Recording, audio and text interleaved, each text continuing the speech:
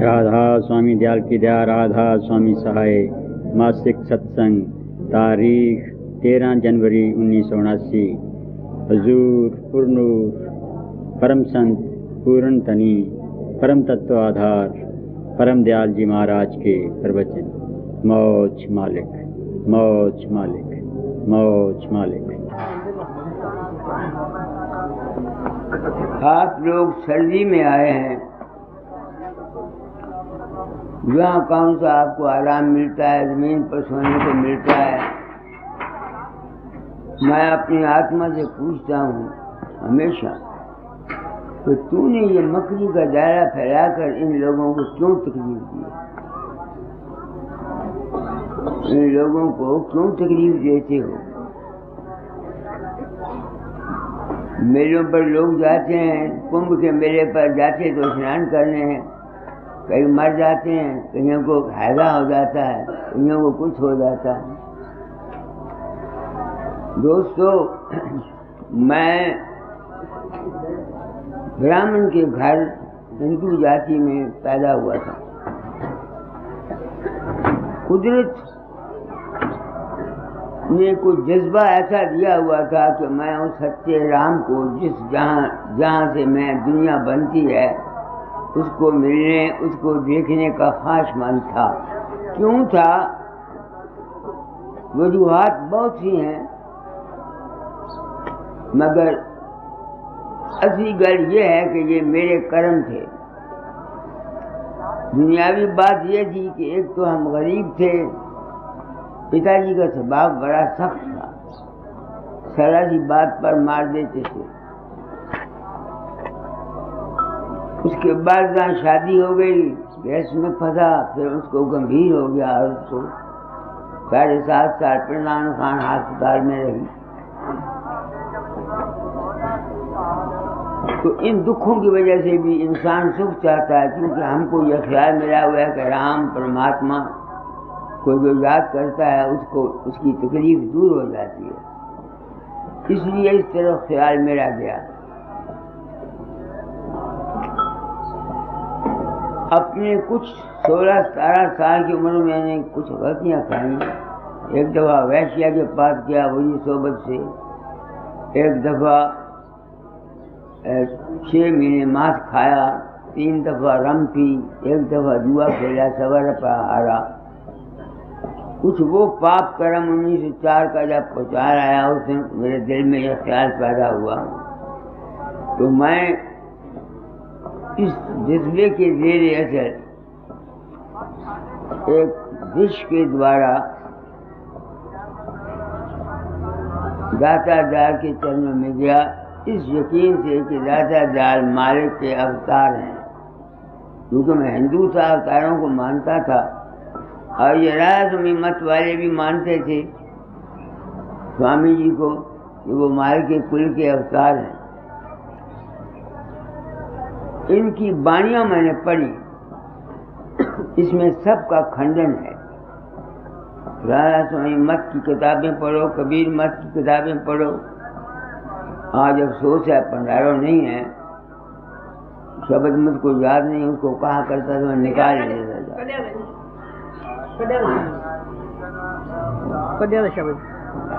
अच्छा, कबीर ने दत्तात्रेय का खंडन किया कि वो भी नहीं पहुंचा। व्यास का खंडन किया, पराशर ऋषि का खंडन किया, रामकृष्ण को काल और माया काल मत में कहा, जैन बुद्ध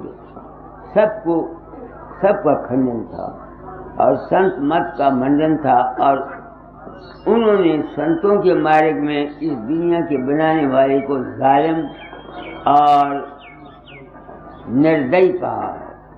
उनकी वाणियों में इस दुनिया को पैदा करने वाले को जालिम और निर्दयी कहा।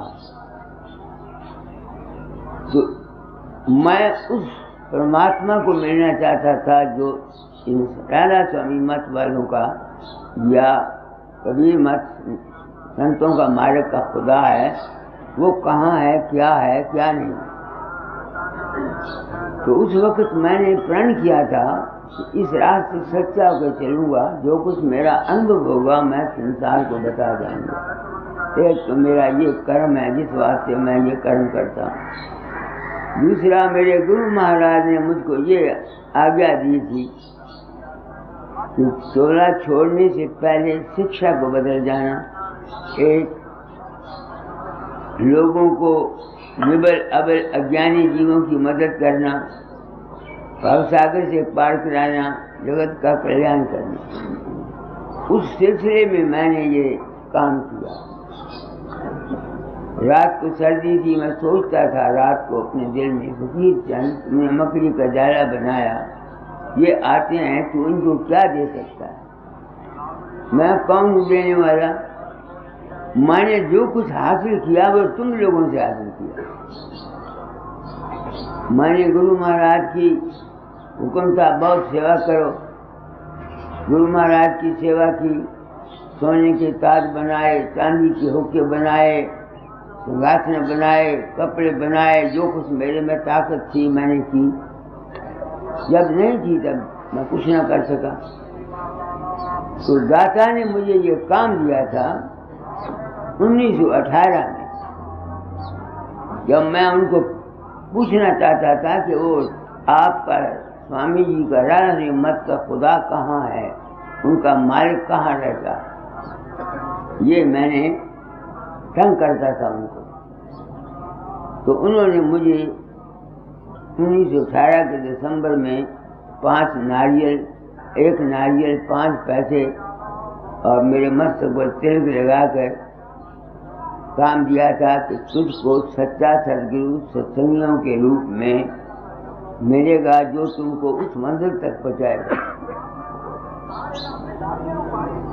मैं ये सत्संग कराता हूँ सिर्फ अपने फर्ज को पूरा करने के लिए। अब क्या मैं अपने आप से ये पूछने का हक नहीं रखता, फकीर चंद तू जो संत मत की तारीफ करता है, क्या सच्ची तारीफ करता है या सिर्फ क्योंकि पंथ में शामिल हुआ है तो पंथाई बन के संतों की तारीफ करता है? मैं पंथाई बन के नहीं करता। मुझे अगर आज सच्चाई न मिलती तो मैं शायद पहला शख्स होता जो राधा स्वामी मत के बरखिलाफ, नानक मत के बरखिलाफ, दाता के बरखिलाफ आवाज दे जाता। मगर मैं मजबूर हूँ क्योंकि मैंने सच्चाई क्या पाई।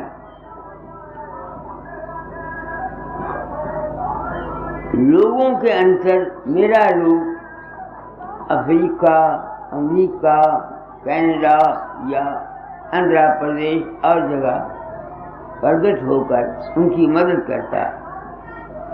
मरते समय कहते हैं बाबा आया, कोई कहता है कोड़ा ले आया, कोई कहता है हवाई जहाज ले आया। मैं बिल्कुल नहीं जाता कहीं, मुझे कोई पता नहीं। 1000 आदमी मेरा ध्यान करते हैं, वो अपने विश्वास और श्रद्धा से रूप मानते हैं। तो अगर मैं ये कह दूं, सोचूं कि मैं तो जाता नहीं, कि मेरा रूप जो लोगों के अंदर प्रकट होता है वही मालिक है, तो मेरी हौसला नहीं पड़ता। क्योंकि अव्वल तो मैं जाता नहीं, न मुझे पता होता है। हाल ही में मैंने शायद पिछले बार भी आपको बताया था कि एक बिमला नामी औरत बम्बे की सोमनाथ श्रीनगर के पास गया में गई, वो पानी 10-12 अगस्त उसको रोड के ले गया, आगे पहाड़ था पानी का, उसमें फंस गई। उसने 2 केस, एक इसके आलू बुखारा का और एक सेब का भेजा और कहा कि आपने मुझे बचाया, मैं मर रही थी, आपने मेरा बाजू पकड़े किनारे पर लाए और आपने कहा अभी तुमने कर्म बाग करने हैं। तो मैं अब अपनी आत्मा से पूछता हूँ फकीर चंद तू गया था? नहीं, मैं नहीं गया, मुझे नहीं पता, ना मैं गया ना मुझे कोई इल्म। तो ऐसी बातें जब मेरे तजर्बे में आई अमेरिका में 2000 आदमी है जो कम से कम मुझे गुरु मानता है, मेरा ध्यान करता है, उनके अंदर मेरा रूप प्रकट होते हैं। और मैं धर्म से कहता हूँ, मैं उनको जानता नहीं वो हैं कौन, ना उनके नामों का याद है, ना पता है, शक्लें जरूर पहचानता हूँ कभी जाता हूँ तो मैं वो सच्चाई बयान करना चाहता हूँ कि संत मत का खुदा क्या है जो मैंने समझा है। हो सकता है जो कुछ मैंने समझा हो वो गलत हो। तो आज आपको कबीर साहब का एक शब्द सुनाता हूँ, उसकी तशरीह करूंगा। पढ़ बेटी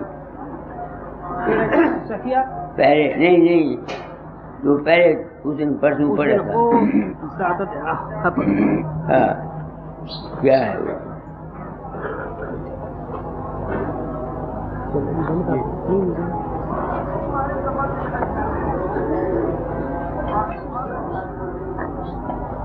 अच्छा बड़ो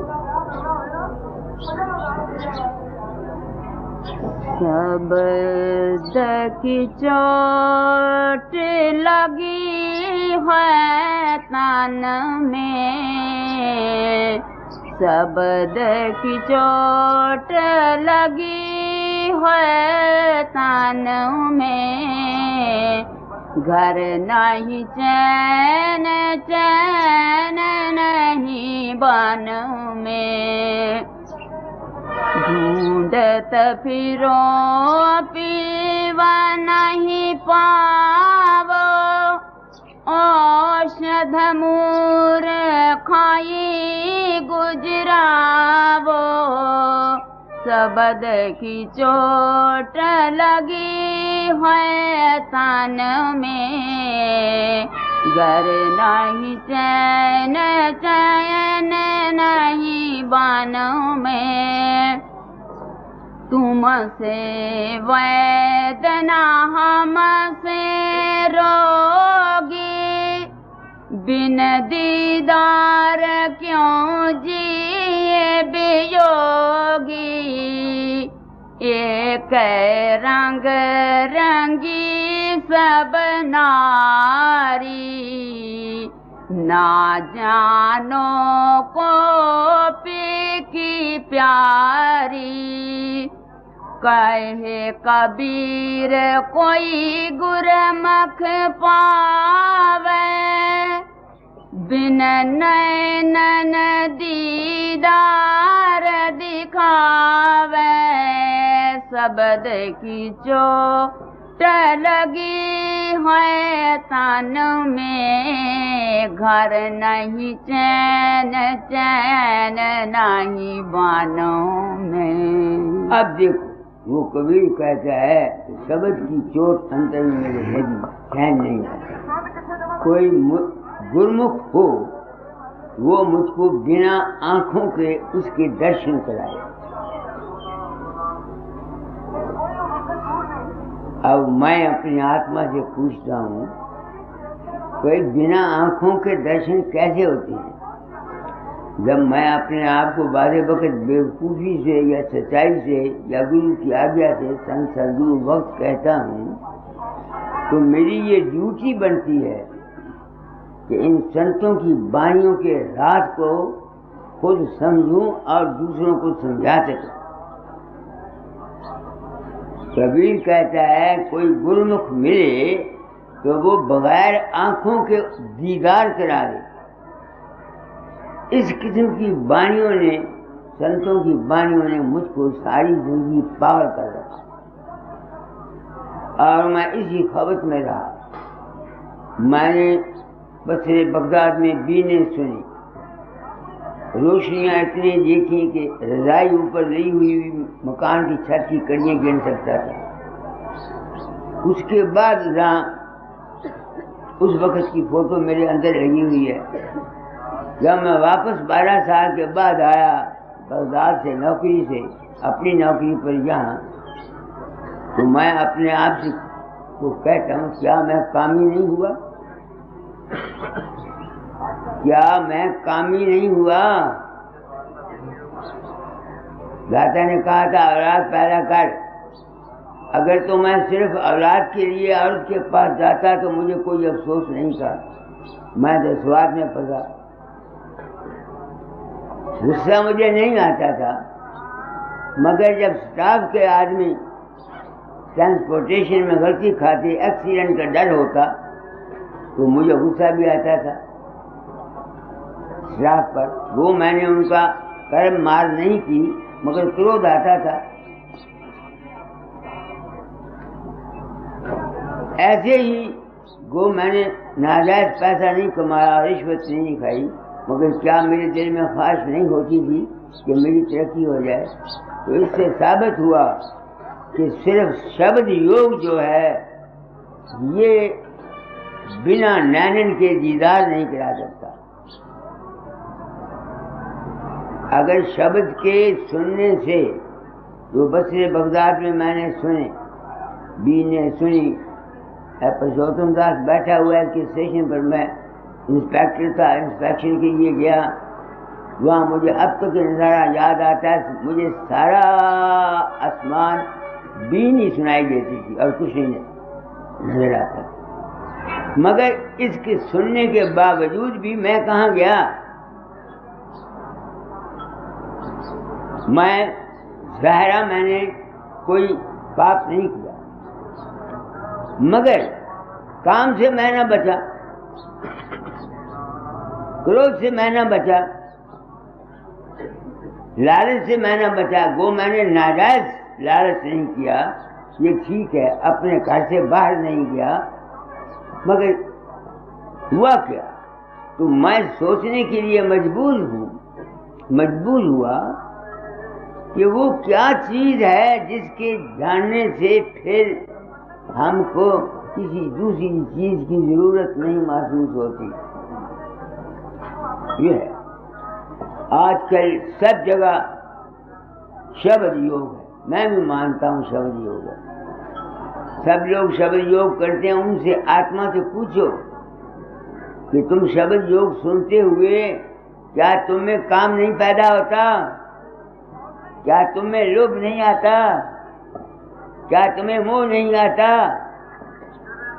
आता है। सिर्फ मुझे ही नहीं, बाबा सावन सिंह की मैंने एक फोटो देखी है जिसमें 5 आदमी नीचे चोर बैठाए हुए हैं, काम करो दिलो मोह उनको नत्थे दी हुई हैं और उनकी भाग्य बाबा सावन सिंह के हाथ में दी हुई है। ऐसी फोटो मैंने देखी है। तो जब सत्संगी तंग करते बाबा सावन सिंह को, तो बाबा सावन सिंह चोटियां नहीं मार देता था? ये एक सवाल है। तो मैं कैसे मान लूं कि बाबा सावन सिंह को गुस्सा नहीं आया? बाकी रह गया डेरे के मुताबिक, डेरे के लिए उन्होंने बहुत काम किया। ये और बात है कि एक शख्स ने अपने लिए लालच किया या दूसरों के लिए लालच किया, सत्संगियों के लिए लालच किया। और उन सदगुरुओं को हाल मैंने देखा है, निरंकारी गुरु ने अपनी गद्दी निरंकारी को दे दी और निरंकारी ने अपने आप को भगवान कहा। अगर वो भगवान था या है तो जो कुछ इस वक्त हो रहा है इसको ठीक कर दे। एक सवाल है मेरे अंदर पैदा होता है कि अगर सचमुच वो भगवान है या कोई और महात्मा भगवान बनता है, कोई भी हो, मेरे गुरु महाराज हो, बाबा सावन सिंह हो या राधा स्वामी दयाल हो या कोई भी हो, अगर वो भगवान बनता है तो वो करके कुछ दिखाए। राधा स्वामी दयाल खुद 2 साल खुद सख्त बीमार रहे, बाबा सावन सिंह बीमार रहा और फिर इन्होंने सारों ने गद्दियाँ दी। किसको? निरंकारी अपने पुत्र को दे गया गद्दी, हंसा अपने लड़के को गद्दी दे गया। बाबा सावन सिंह ने नाक को हाथ इस तरह नहीं लगाया, इस तरह दिया, पहले गद्दी उसको दी बाबा जगत सिंह को और फिर जगत सिंह ने वो गद्दी उनको दी बाबा चरण सिंह को। तो ये ऐसी तमाम बातें मैं सुन के मैं सच्चाई दरियाफ्त करना चाहता था कि असल में ये संत मत क्या देता क्या है। संत मत की कोई गद्दी नहीं है ना, इसका ताल्लुक सिर्फ आदमी के मन की हालत की को ठीक रखना है। तो ये मन की हालत ठीक अपने ऊपर बताता हूँ, मेरी खुद ठीक नहीं रही। मैंने बथेरे आरतियाँ की हैं, सब कुछ किया है, मगर मन में बाजे वक्त उस वक्त को छोड़ो, इस अब 93 साल की उम्र में मेरे दिल में बाजे वक्त ऐसा ख्याल पैदा होता है जिसको मैं नहीं चाहता, मगर वो ख्याल मेरे दिल में आ जाता, फिर मैं काटता हूँ। वो कैसे काटता हूँ? सिर्फ आप लोगों की जय, आप लोगों की मेहरबानी से मैं उसको काटता हूँ। आपकी क्या मेहरबानी है? जब मेरा रूप ने उस औरत को निकाला बाहर से और मैं था नहीं। लोगों के अंदर मेरा रूप प्रकट होता है, किसी को कोई दवाई, कोई बीमार होता है उसको दवाई दे बताया जाता है। एक आदमी मुझे मिला, बाबा तू दवाई खाता है? मगर मैं तो खाता हूँ। हम नहीं खाते। क्या करते हो? बीमार होते हैं आपको याद करते हैं, आप हमें दवाई बता देते हैं, हम बाजार से ले आते हैं, राजी हो जाते हैं। अब मुझे कोई पता नहीं होता बीमारी का क्या है। कई लड़कों ने मुझे कहा कि पर्चा नहीं आता था साइंस का, मैं वहाँ, उन्होंने मुझे याद किया, कहते हैं मैं प्रकट हुआ और डेस्क के नीचे बैठ गया, साइंस का पर्चा डिक्टेट कराया, उसमें से 100 में से 96 नंबर आए। जब ऐसी बातें मैंने सुनी तो मुझे तो कोई पता नहीं, न मैं कहीं जाता हूँ न मुझे पता, हजारों आदमी मेरा ध्यान करते हैं, क्योंकि मैंने प्रण किया था कि अपना अनुभव कह दूंगा जो कुछ मेरे साथ बीती थी, और क्योंकि जो कुछ मैं समझा इसकी तस्दीक बाबा चरण सिंह ने, संत कृपाल सिंह ने, फिर इसका क्या नाम है, और महात्मा था और 2-4 और मेरे गुरु भाई थे, उन्होंने तस्दीक साबित कर दिया कि वो भी नहीं जा सकते। क्योंकि ये लोग, गुरु लोग, ये बात साफ पब्लिक में नहीं कहते, और उनके ना कहने का नतीजा ये निकला कि गरीब लोग जिनको ऐसे दृश्य नजर आए, उन्होंने अपने गुरुओं को या जो नजर आए उनको सबसे बड़ा मानकर उनको अपना गुरु मान लिया, और फिर तासुब में आकर दूसरे गुरुओं की ऐसी तैसी उन्होंने फेरी, या दूसरे गुरुओं के सत्संगियों के साथ उनका मेल न हुआ। जिस तरह स्वामी बाग वाले जहर बाग से नहीं मिलते, सामन आश्रम वाले व्यास वालों से नहीं मिलते। मैंने ऐसी दिशा को देखकर जो कुछ मैंने अनुभव किया वो मैंने कहा आज दिन तक, और आज भी वही कह रहा हूँ। तो अब कबीर ने ये कहा है, आखिरी कड़ी पढ़ो, क्या है? कहे कबीर, कहे कबीर कोई गुरमुख पावे, बिन नैनन दीदार दिखावे। अब मैं अपनी आत्मा से पूछता हूँ, इन संतों ने ऐसी ऐसी बानियां कही हैं कि मेरे जैसे मुतलाशी पागल हो गए, मेरे जैसे मुतलाशी पागल हो गए, पागल। अब कई आदमी जिनके अंदर मेरा रूप प्रकट होता है वो कहते हैं बाबा जी आप नूर में बैठे हुए होते हैं, आपकी दाढ़ी से, मूंछों से, सिर से रोशनी निकलती है और हम आपके अपने अंतर दर्शन करते हैं। क्योंकि मैं नहीं होता, इससे साफ साबित हुआ कि वो जो दर्शन उन्होंने किया वो किसका दर्शन करते हैं? किसका दर्शन करते हैं? बाहर के गुरु का दर्शन नहीं है, वो उनका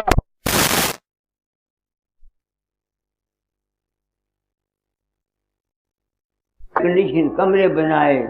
इसलिए क्योंकि मेरे समय एक ड्यूटी थी कि निबल, अबल और अज्ञानी जीवों की मदद करना, इसलिए मैं साफ वही पर आ गया कि ऐ इंसान तू भूल में है, तेरी मदद करने वाला कोई बाहर का नहीं है। तेरी मदद करने वाला तेरा अपना ही विश्वास है, तेरी अपनी ही श्रद्धा है, तेरा अपना ही यकीन है। क्योंकि तुझको इसकी समझ नहीं है, इसलिए तू दर बदर ठोकरें खाता फिरता है।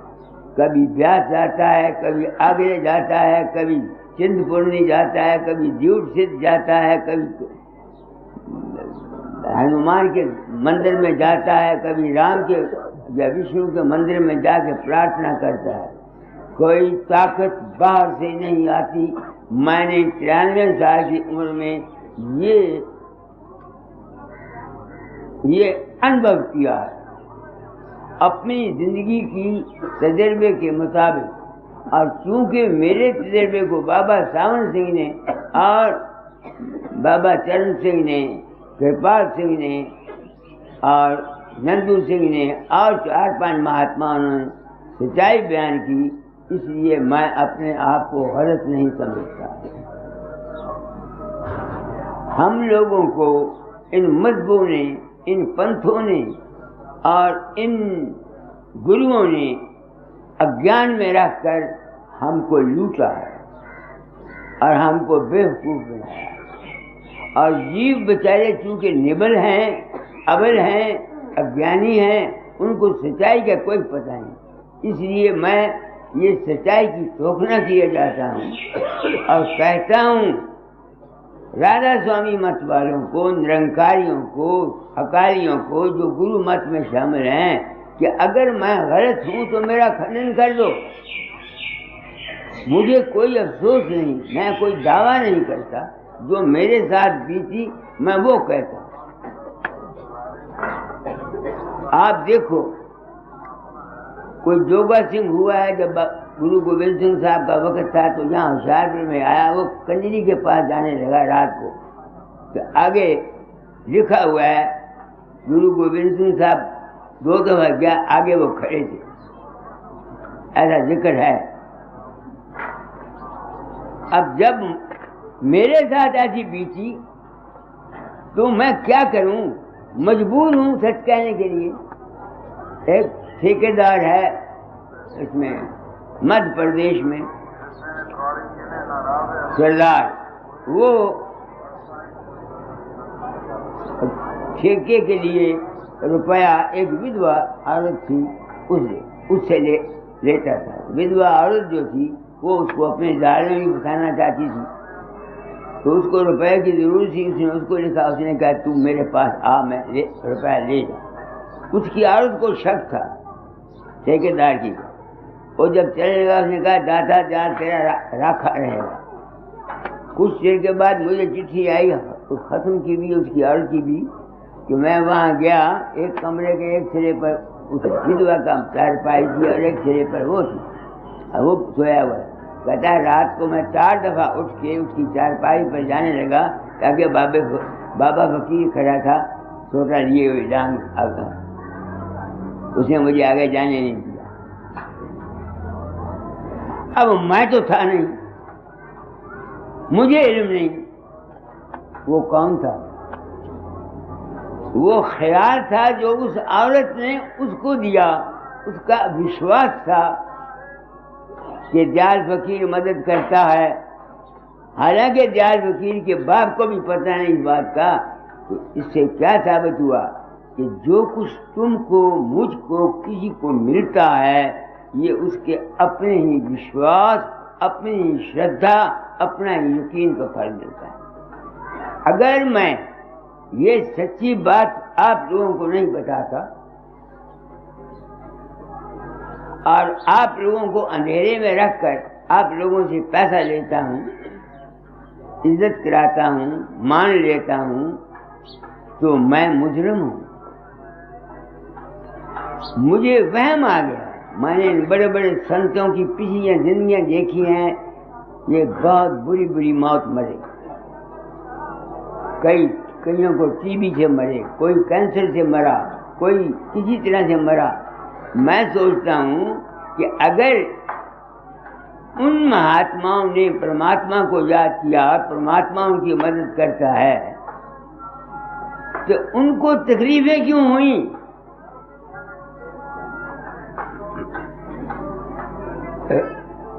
रमन ऋषि कितना बड़ा फरा था, उसको पिछली उम्र में दोनों बाजुओं में कैंसर हो गया। पंडित ब्रह्म शंकर दत्त ये कैंसर से मरे, सरकार साहब टीबी से मरे। तो मैं सोचता हूं सच्चाई क्या है? जब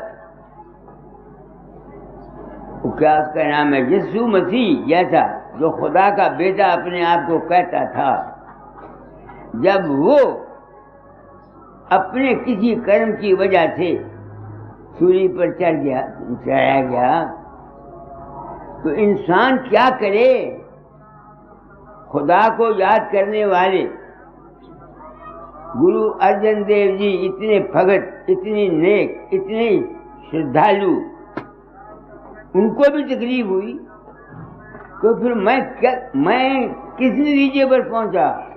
मैं कहता हूं, ऐ बंदे, तू बेशक राम राम ना जप,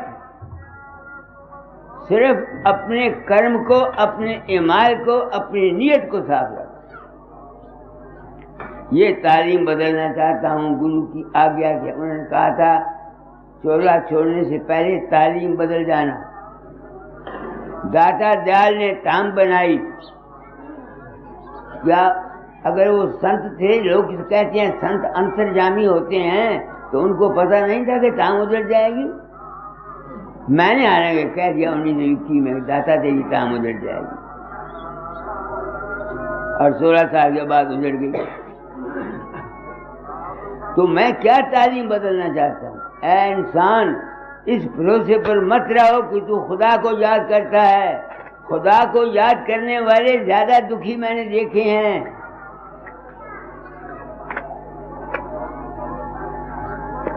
कुछ अकल मेरी काम नहीं करती। इस वास्ते मैंने ये समझा है कि ऐ बंदे, अपनी नीयत को ठीक रख।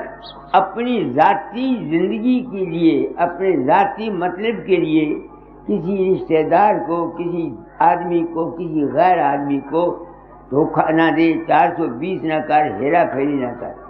क्योंकि कर्म का कानून जो है ये सबको मारता है। हिंदू भी कहते हैं कर्म प्रधान विषय पर राखा, जो जस कीन तैसो पर जाका। इस वास्ते मैंने इस जिंदगी में सिवाय 1 साल के बुराइयों के, जो मैंने आपको कच्चा चचा बताया, मैंने कोई खोटा कर्म नहीं किया ना। अपनी जाती जिंदगी के लिए मैंने किसी के साथ हेरा फेरी, धोखा फरेब नहीं किया। मुलाजमत में रहा, अगर गलती मुझसे हो गई तो मैंने अपनी रिपोर्ट आप कर दी कि मुझसे ये गलती हो गई। खिताब की गलती हुई, कोशिश की कि वो ठीक हो जाए,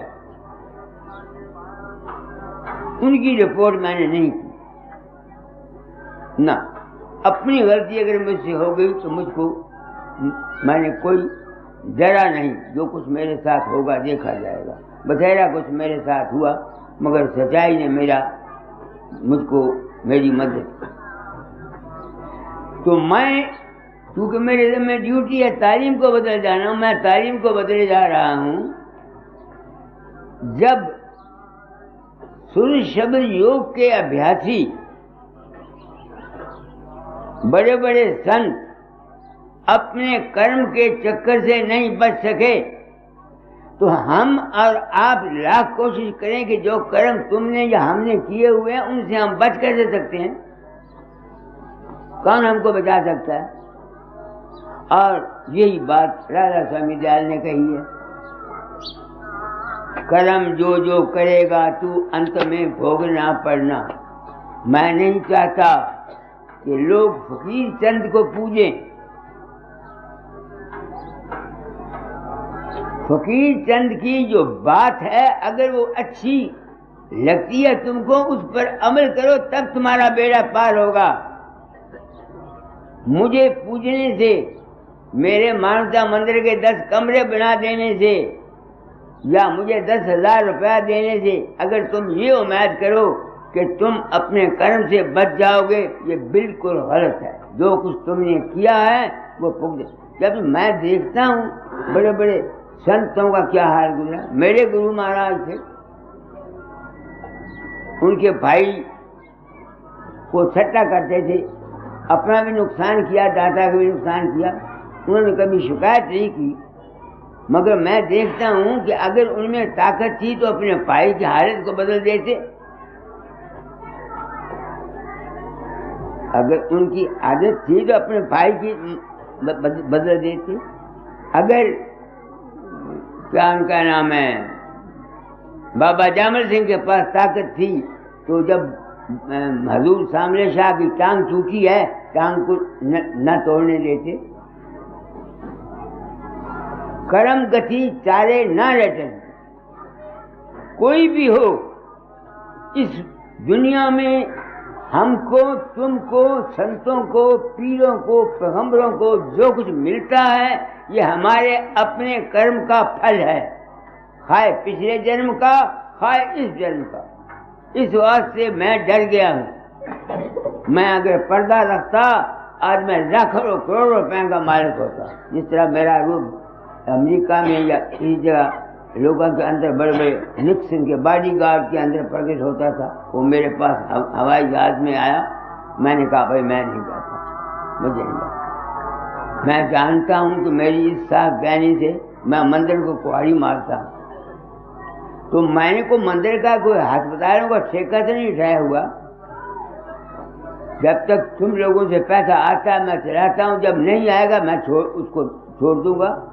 मैं क्यों अपनी जान को जोखिम में डालूं हेरा फेरी की बात करके। एक तो ये तालीम को मैं बदलना चाहता हूँ। जो लोग मुझ पर विश्वास करते हैं उनको मैं ये कहता हूँ कि मैं कुछ नहीं करता, जो कुछ करता है वो तुम्हारा विश्वास है, तुम्हारी श्रद्धा है, तुम्हारा यकीन है। मुझको मेरे पिछले जन्मों के कर्मों के अनुसार ये यश मिलना था, ये मुझे इज्जत मिलनी थी। मेरे टेवे में लिखा हुआ हाथ की लकीरें बताती हैं। मैं कौन हूँ किसी की मदद करने वाला? हाँ, सच्चाई बयान करता, इसमें कोई शक नहीं। मेरे पास सवाए शुभ भावना के और कुछ नहीं, या जो अकल मैंने सीखी है मैंने वो बता देता हूँ। लोग उस पर अमल करते हैं, उनको फायदा पहुंच जाता है। मेरी तो अकल खुद हैरान है, और मैं आज सोचता हूँ कि जो कुछ मेरे साथ बीता बहसीयत गुरु, अगर सबके साथ गुरुओं के साथ यही बीता और इन्होंने पब्लिक को राज नहीं खोला, इन जैसा पतित और गुमराह कोई भी नहीं। हमको सच्चाई नहीं बयान की, हमको अंधेरे में रखकर हमको लूटा गया। हर महीने आते रहो, दसाव देते रहो, हर महीने आते रहो, दसाव देते रहो।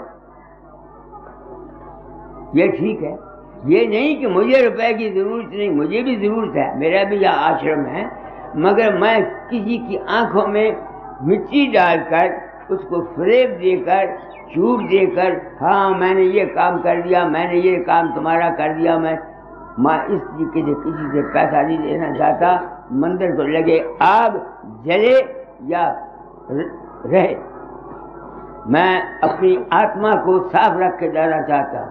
जो पिछले कर्म मैंने किए हुए हैं खोटे, उसकी सजा अगर मुझे मिलनी है तो मैं भुगतूंगा।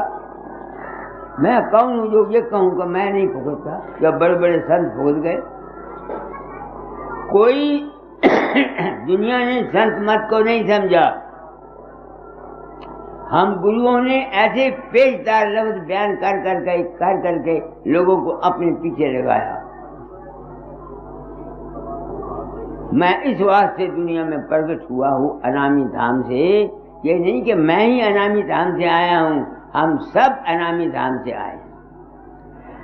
तो मेरे दिल में ये शब्द जो था परसों पढ़ा गया था कबीर का, तो मेरे दिल में ख्याल आया कि इस पर मैं ज्यादा रोशनी डालूंगा अपने अनुभव के आधार पर। वो कहते हैं गुरुमुख पढ़ो कड़ी को क्या है गुरुमुख।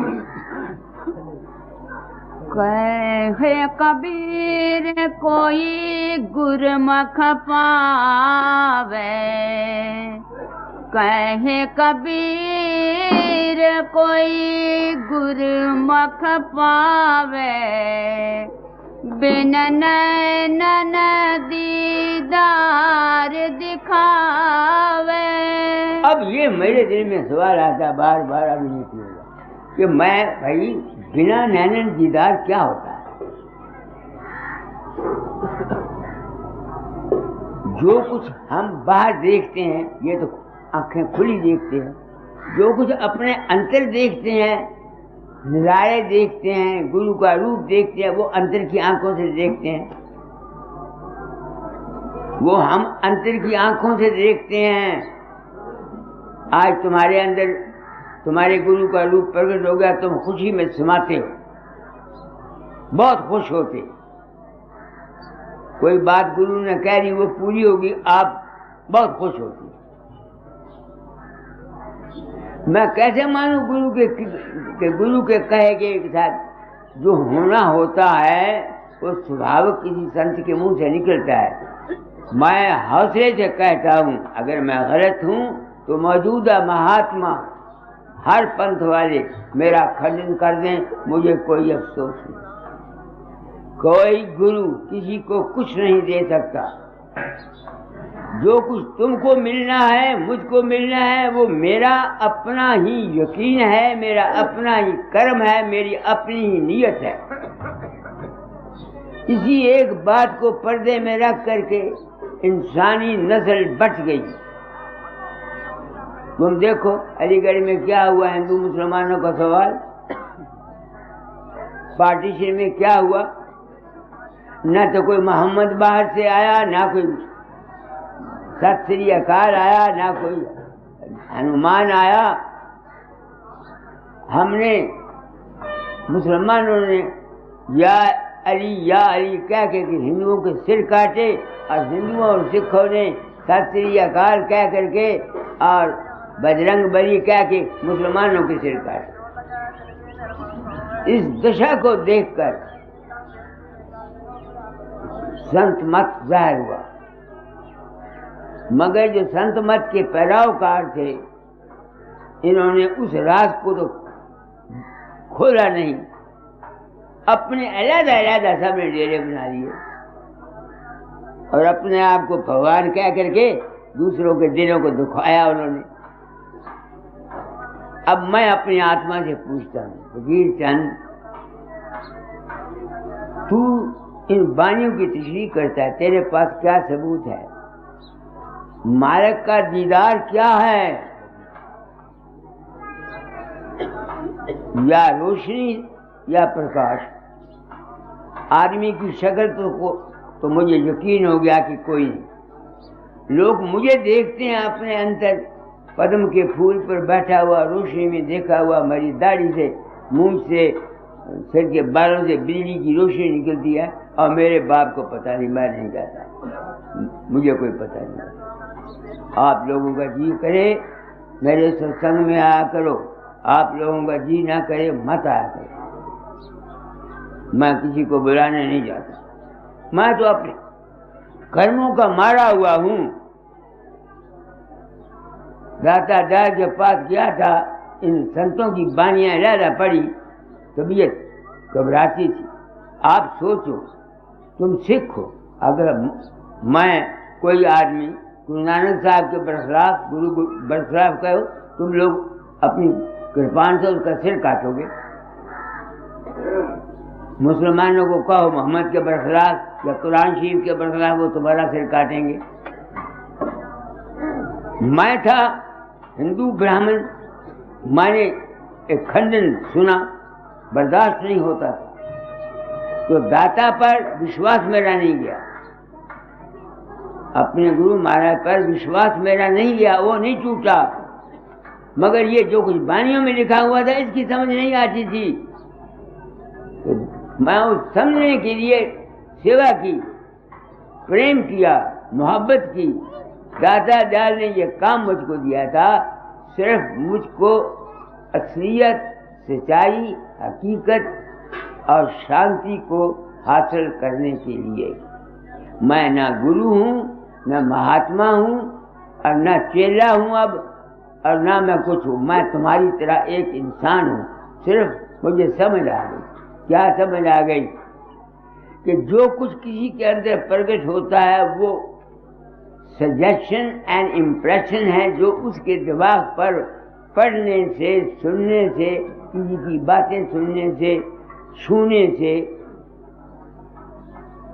हम पर पड़ती हैं।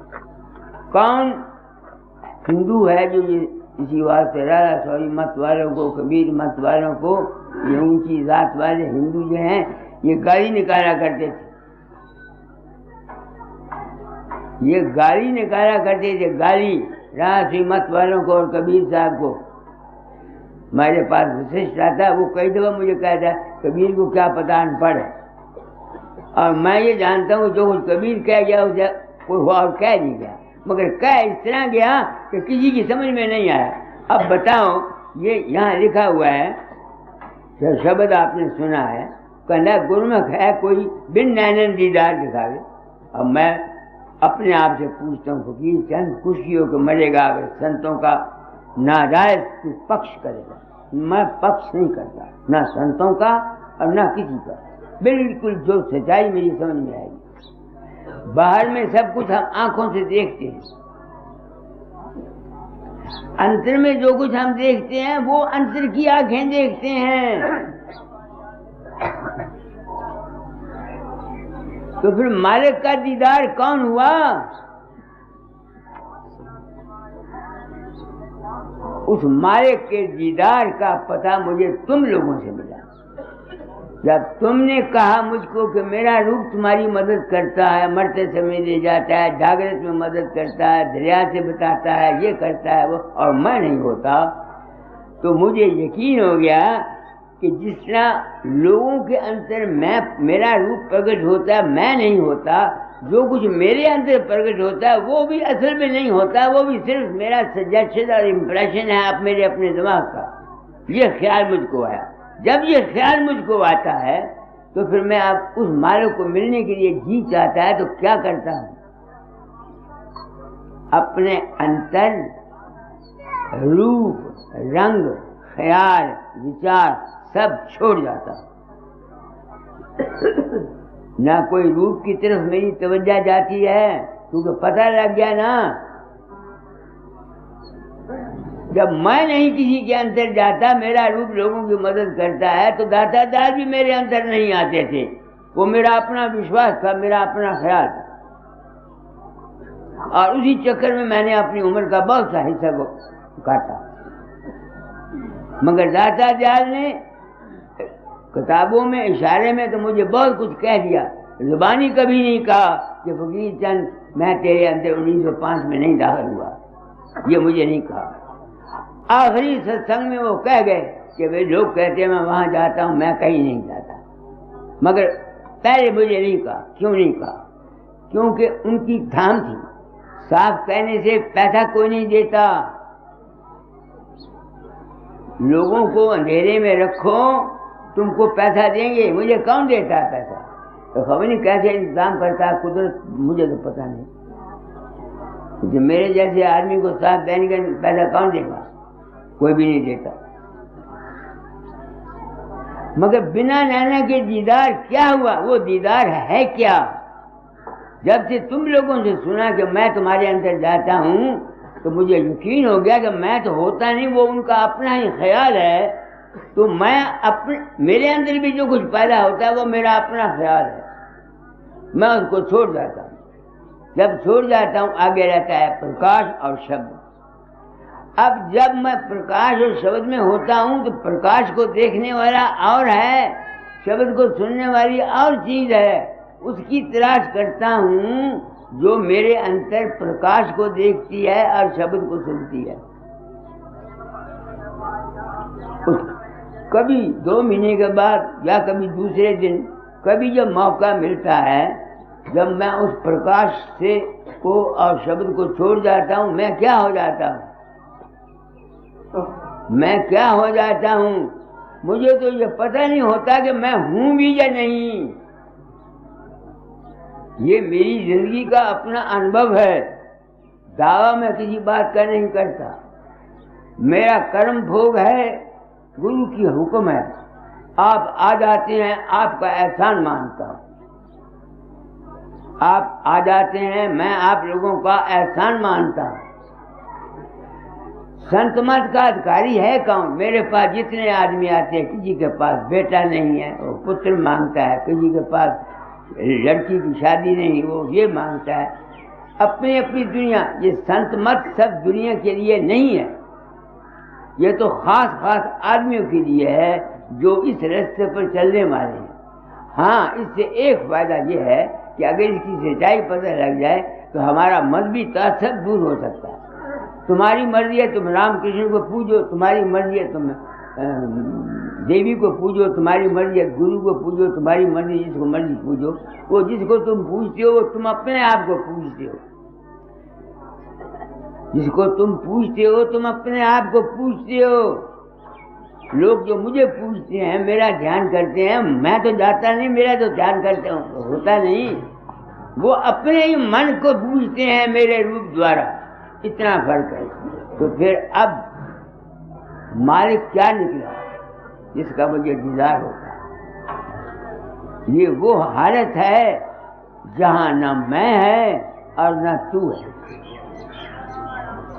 हाँ, मैं वीर विरोध।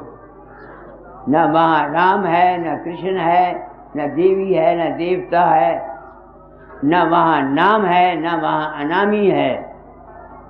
ये मेरी समझ में आया, क्योंकि यही बात स्वामी जी ने और कबीर साहब ने कही है। इसलिए मैं इस उम्र में मजबूर हूँ कि संतों की वाणी को मानूं और इन संतों के आगे सिर झुकाऊं, क्योंकि उन्होंने जो कुछ कहा वो ठीक कहा। अब उनके शब्द सुन लो, वो निकालो शब्द, कबीर का निकालो या उसका निकालो, चलो जेठमी ने पढ़ो। देखो वो क्या कहते हैं, मालिक कहाँ है? मालिक जहाँ हमने पहुँचना है, जहाँ स्वामी जी पहुँचाते हैं, वो क्या है? पढ़ो। जेठ महीना जेठा भारी, जीवन हृदय तपन करारी। जेठ महीना जेठा भारी, जीवन हृदय तपन करारी।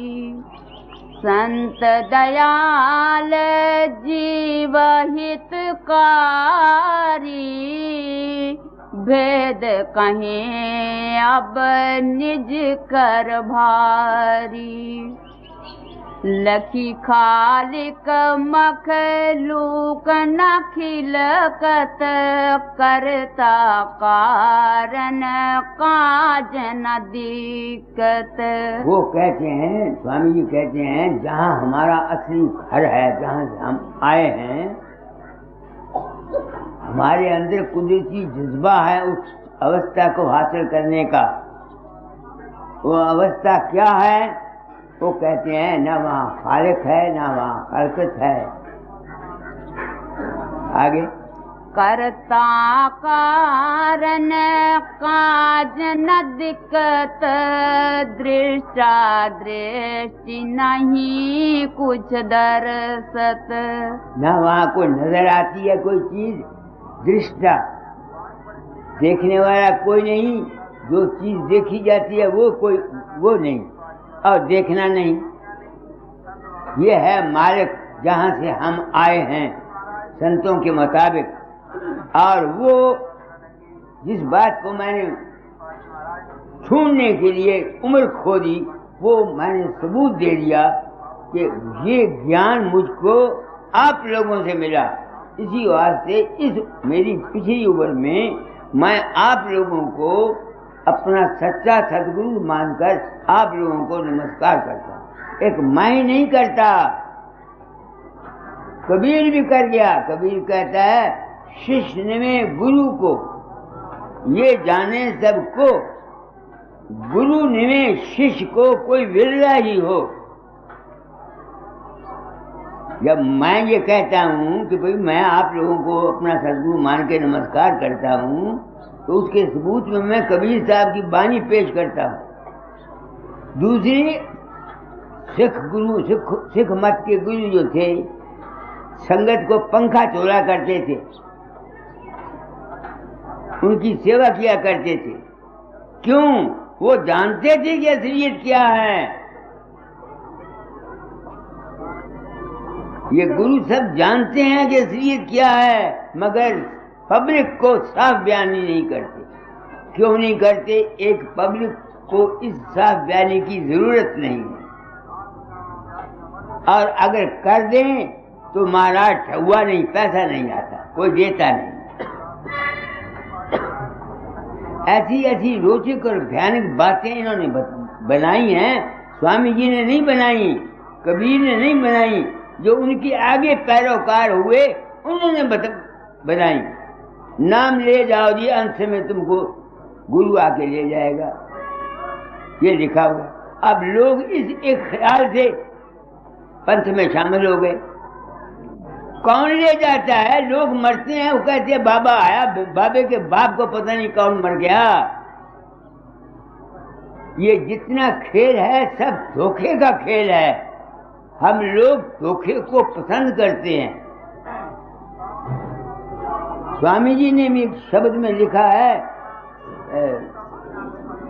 धोखा मत खाना जगह प्यारे हैं? धोखा मत खाना जगह प्यारे। ऐसे ही है, धोखा मत खाना जगत में है मेरे प्यारे।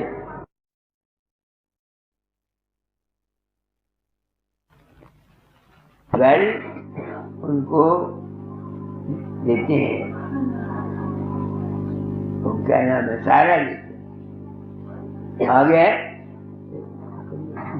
शब्द के सुनते ही अंतर में जो बिरती सो गई, छिन्न पल में वासना माया की सारी खो गई।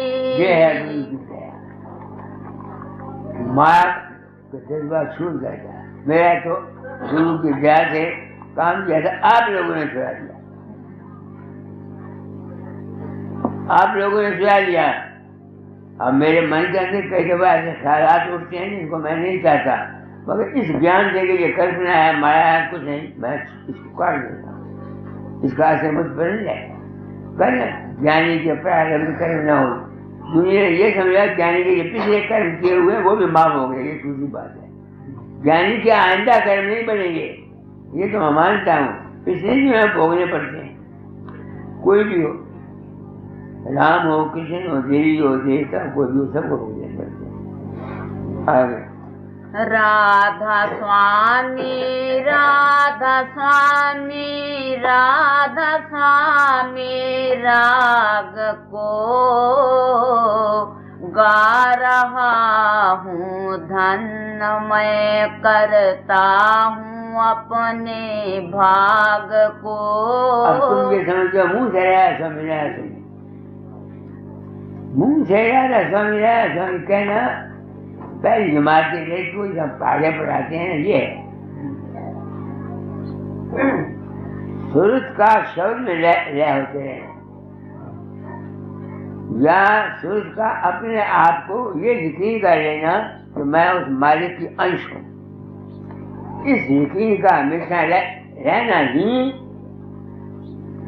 गुरु की दया। बस मैं नहीं जा सकता था, मुझ पर तो आप लोगों ने दया की, आप लोगों ने दया की। मैंने उनको बताई के बाद किसी को नाम नहीं दिया।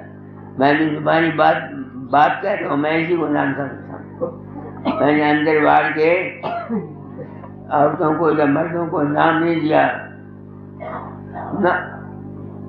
इसी बात से मैं परम चाह हूँ।